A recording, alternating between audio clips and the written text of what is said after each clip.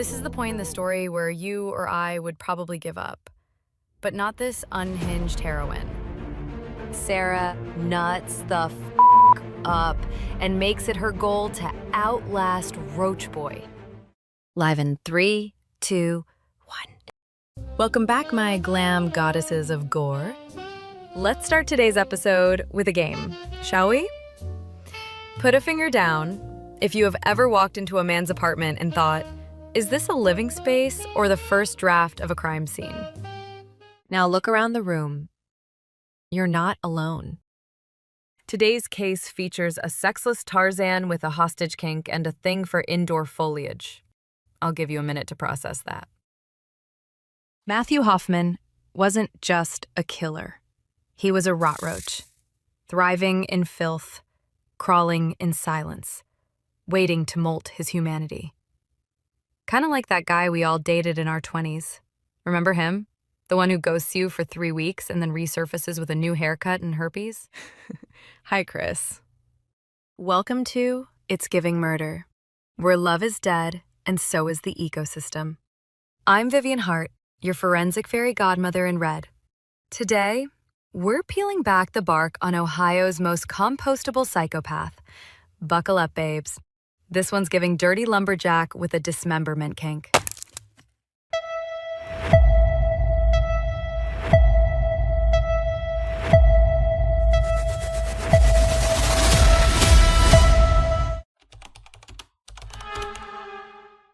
Every killer starts somewhere. Matthew Hoffman started like every disappointing man I've ever dated. Quiet, emotionally detached. But instead of my friends' Instagram pages, Matthew got his rocks off to trees. The type of man who thinks eye contact is foreplay and a camping knife counts as a personality trait. His neighbors said he was quiet, always kept to himself. Which we should all know by now is white woman speak for he smells like mildew and jerks off to Home Depot receipts. He had no friends, no hobbies, and that specific kind of lives alone energy that makes you double-check the freezer for fingers. And despite being a full-grown man with a paycheck and opposable thumbs, his idea of interior design was unhinged squatter chic. No couch, no bed frame, no shower curtain, just a raw drywall bachelor fantasy. Oh, and trash bags full of leaves. 240 of them. You don't need throw pillows when your vibe is forest floor cryptid. Like, this man turned his house into a bed bark and beyond. But the leaf bags come later. First, we need to talk about the day a mother, her kids, and her best friend crossed paths with a monster, and the 13-year-old baddie who outlived him, outsmarted him, and made sure his roach ass never saw daylight again. November 10th, 2010. A regular Wednesday. Until it wasn't. Tina Herman doesn't show up for work at Walmart. Her 13-year-old daughter, Sarah, doesn't show up to school. Her 11-year-old son, Cody, is missing too. And her best friend, Stephanie Sprang, who just stopped by to check in, disappears right along with them. No calls, no texts, no signs of life. Just a full family unit. Gone. So, deputies do a wellness check, and the moment they step into Tina's house, they know something's wrong. Not just weird, not just off, wrong. There's blood everywhere. In the bathroom, on the floors, soaked into the carpet like the house itself is trying to forget. Bleach on the tub, drag marks across the hallway. But no bodies, no sign of a struggle, no broken windows, no Sarah, just absence and dread. This wasn't a robbery. This wasn't a runaway situation. This was surgical, like someone had planned this, practiced it, executed it. The kind of crime that's too clean to be random, Too confident to be someone's first time. And what no one knew at the time was that Sarah was still alive, trapped in the worst place imaginable. And while grown men were panicking, launching searches and interviews and press releases, Sarah Maynard was duct taped to the floor, thinking, watching, waiting. Because she wasn't just a missing girl. She was a final girl in progress. Let's back up and talk about how Roach Boy found Tina, her kids, and Stephanie. Because he didn't randomly break into their house. This wasn't wrong place, wrong time. This was premeditated, creepy, calculated. Roach Boy had been watching.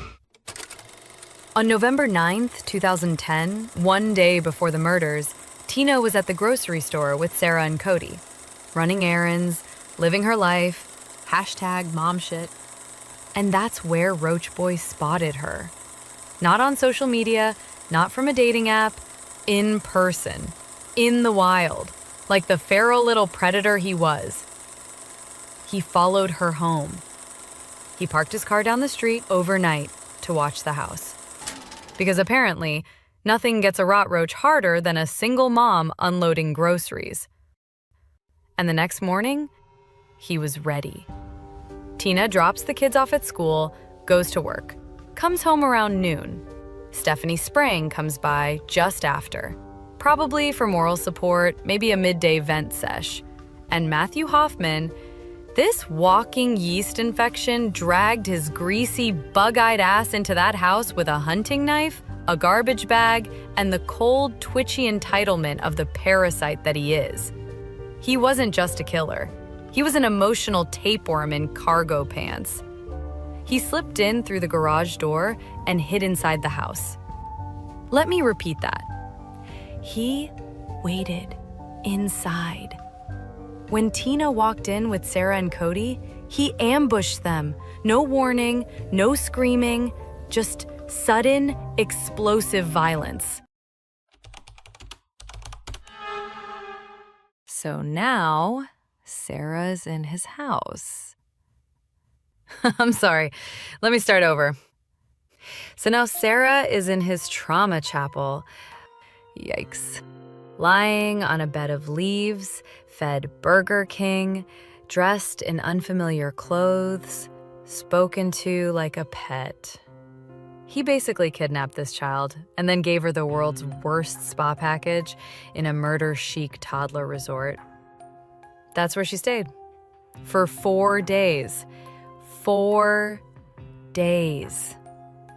He watched TV, played video games, literally sat in the next room vibing while she lay duct-taped on a pile of decomposing leaves like she was part of some twisted nature exhibit.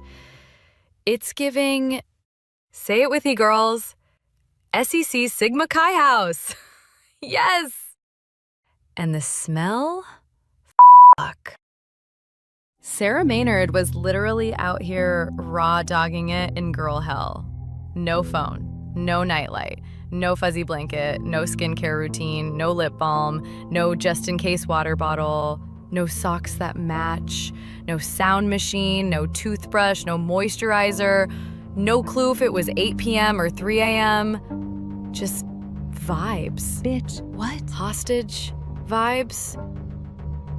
And while he dozed off to the gentle hum of his own delusions, Sarah was wide awake. Surviving in a compost kink cabin built by a bug man who thinks a tarp counts as interior design. This is the point in the story where you or I would probably give up. But not this unhinged heroine. Sarah nuts the f*** up and makes it her goal to outlast Roach Boy. Who wants to guess how Roach Boy goes down? I'll give you a hint. They mix together with men like oil and water. And all the girls said, the little things. You see, when Bugnuts abandoned Tina's car, he left a date and time-stamped Walmart receipt for tarp, rope, and trash bags in the driver's seat. So, being the seasoned murder cops they were, investigators went to Walmart and pulled the tape from the security cameras Even with 1980s technology, it didn't take long to spot the life-sized skid mark purchasing a Delulu Deluxe murder kit at Register 7. A team of SWAT-certified sex demons kicked in Roach Boy's front door. Fully strapped, fully tactical, and fully giving, "Take me instead." Ugh. They didn't knock. They breached, like a fantasy I'm legally not allowed to say out loud. They moved through that crusty-ass house with precision. Boots and ass, guns drawn, and biceps that served restraint and redemption. Ugh. They found Sarah in a bathroom, alive, shaking, still breathing.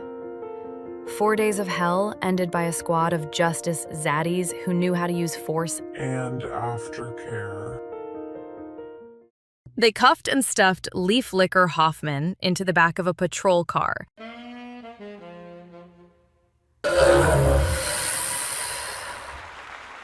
Can I go next? He looked about as concerned as a corpse the entire time. No tears, no remorse. But the nightmare wasn't over yet.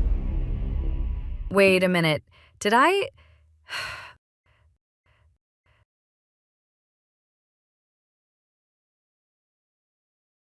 Okay, sorry about that. I thought I accidentally was reading the script for my upcoming autobiography/lore vlog. Continuing.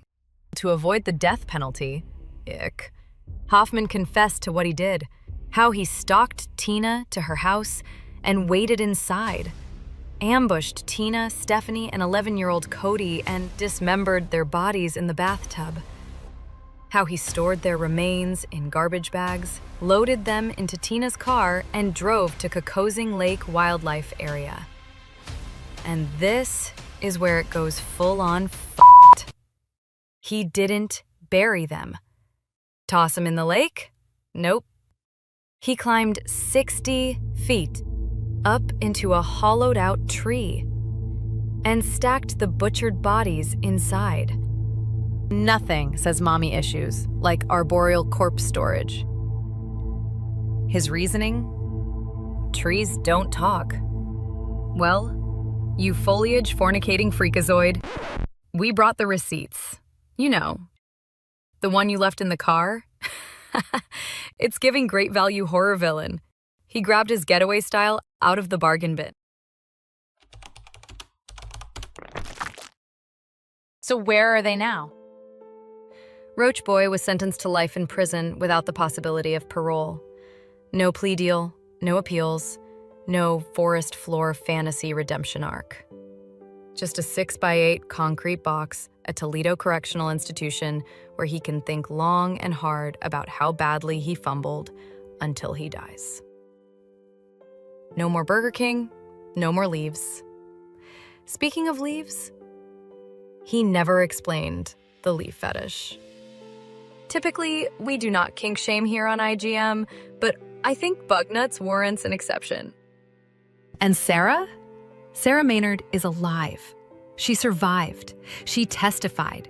She walked through hell with duct tape on her wrists and mulch under her nails and still came out swinging. She lives her life privately now, and she deserves that. She deserves peace. She deserves joy. And honestly, she deserves a bronze statue and a candle line at Sephora. So, what did we learn, girls? If he sleeps on the floor and calls it minimalism, he's not spiritual, he's feral. And probably hasn't washed his sheets since bush and porn was a thing. If his idea of insulation is bags of decaying leaves, he's not thrifty. He's nesting, like a six-legged demon in a Carhartt jacket. And if your neighbor's house smells like mulch and Mountain Dew, and you haven't seen his trash bins move since the Bush administration, that's not eco-friendly, sis. That's murder foreplay. And probably where your missing Instacart girl went. So next time a man says they just love being in nature, ask follow-up questions. Interrogate him. Ask to see the inside of his house. Ask if there are bags of anything involved.